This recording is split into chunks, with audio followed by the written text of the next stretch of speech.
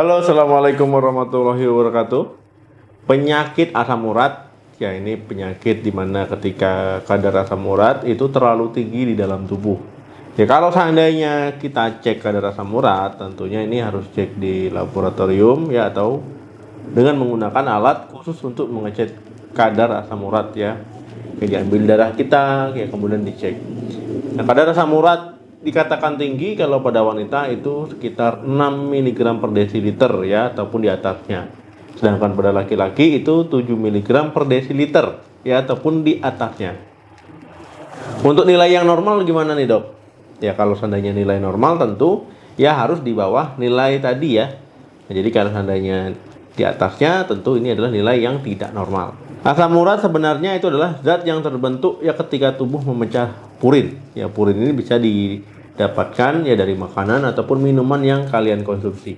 Normalnya ya asam urat ini akan larut di dalam darah, ya kemudian akan diproses di ginjal, ya kemudian akan dikeluarkan melalui urin. Tetapi yang jadi masalah ya ketika kadar asam urat terlalu tinggi, ya dia bisa menumpuk di dalam tubuh, ya terbentuklah kristal asam urat. Ya akhirnya dia bisa menyebabkan peradangan pada sendi-sendi ya, baik sendi tangan, sendi kaki.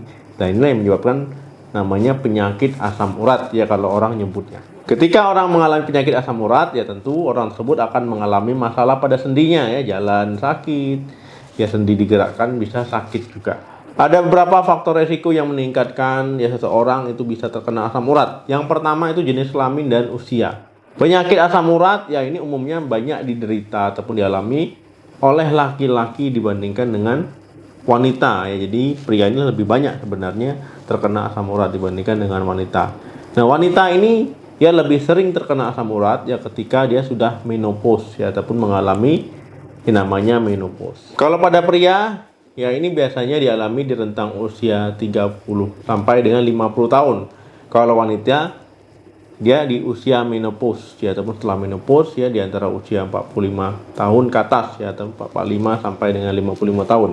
Ya, jadi bisa saja berbeda. Yang kedua, konsumsi makanan dan minuman tinggi purin. Penyebab umum ya kadar asam urat di dalam tubuh itu meningkat ataupun di atas normal yaitu karena kebiasaan makan dan juga minum, yaitu makanan dan minuman yang tinggi purin.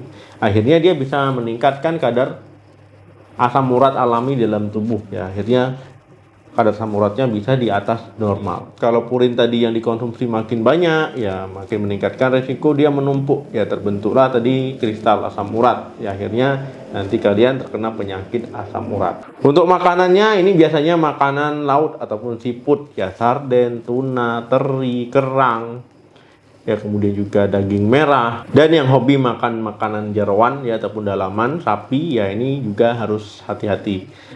Untuk minumannya ini biasanya minuman yang manis-manis ya, kemudian yang beralkohol. Untuk sayurannya itu seperti bayam ya, asparagus, kembang kol ya, jamur, brokoli ya, ini adalah termasuk salah satu sayuran yang tinggi purin. Yang ketiga, obat-obatan. Nah, jadi ada obat-obatan yang bisa meningkatkan resiko kalian mengalami asam urat. Biasanya obat-obatan diuretik, artinya sifatnya ini bisa bikin kalian ya banyak kencing. Ya banyak kencing, ini biasanya obat-obatan untuk darah tinggi ya ataupun penyakit jantung juga. Nah, kalau kalian mengkonsumsi obat-obatan ini sebaiknya harus dengan resep dokter, pengawasan dokter ya. Jangan beli sendiri di apotek ya, walaupun kalian punya uang ya. Kemudian melihat, wah ini dulu pernah dikasih ini nih sama dokternya, kemudian sembuh. Ya, akhirnya kalian beli sendiri di apotek, itu nggak boleh ya. Jadi obat itu harus tahu gunanya untuk apa, kapan harus dikonsumsi, kapan harus dihentikan, ya efek sampingnya apa. Jadi jangan hanya ya melihat nama obat langsung beli sendiri, itu bahaya. Kalau kalian mengkonsumsi obat-obatan, misalkan yang diuretik, ya ini kan kalian akan banyak kencing. Akhirnya apa? Cairan banyak keluar. Ya, ini akan meningkatkan resiko nanti menumpuk ya kadar asam urat di tubuh. Keempat, kondisi medis tertentu. Nah, jadi ada beberapa kondisi medis ataupun penyakit yang bisa mempengaruhi produksi asam urat itu sendiri. Ya, kemudian cara membuang asam urat dari tubuh yaitu bisa terpengaruh.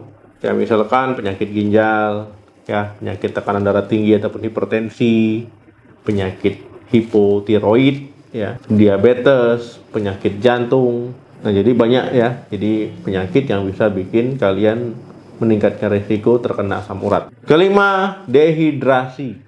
Kekurangan cairan ataupun kalian mengalami dehidrasi, ya ini meningkatkan risiko kalian terkena asam urat. Kenapa?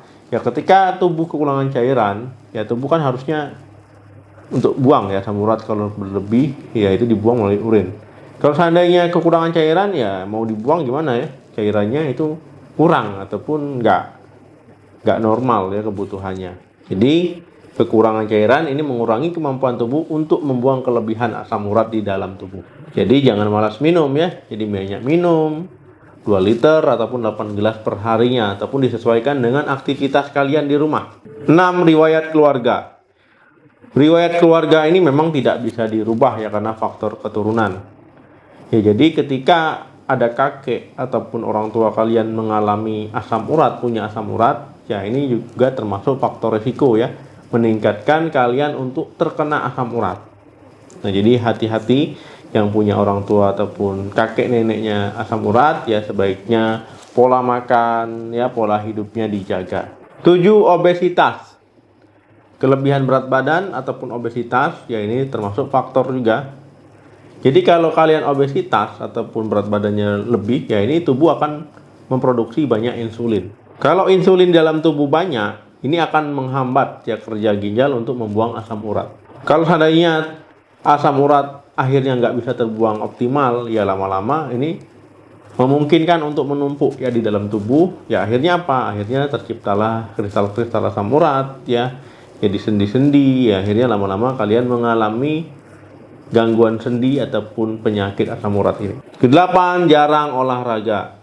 Nah, jadi ini ada hubungannya dengan poin sebelumnya. Ya ketika kalian jarang olahraga, ini akan membuat ya berat badan kalian itu obesitas ataupun berlebih. Nah, jadi ada hubungannya ya dengan poin sebelumnya. Kemudian dengan kalian rutin olahraga juga, ya ini akan membuat peredaran darah lancar. Ya fungsi organ-organ vital kalian baik ya, termasuk jantung, termasuk ginjal, ya pembuluh darah dan sebagainya. Sendi kalian juga akan kuat. Ya sendi kalian akan terlatih. Ya ini akan menurunkan resiko kalian untuk terkena asam urat. Nah, jadi itu teman-teman ya penyebab kenapa kalian terkena asam urat. Mungkin banyak yang belum tahu, banyak yang belum tersadar ataupun disadari. Ya semoga setelah menonton video ini kita semakin care ya, semakin paham. Jika ada tambahan silakan tulis di kolom komentar. Terima kasih yang sudah menonton video sampai habis. Jangan lupa like, share, dan komen. Jangan sampai setelah menonton video ini kalian malah jadi stres, kepikiran ya. Kita harus tetap semangat, berpikir positif, karena dengan berpikir positif itu adalah cara membuat tubuh jauh lebih baik dan lebih sehat. Sampai ketemu lagi, salam sehat, sampai jumpa.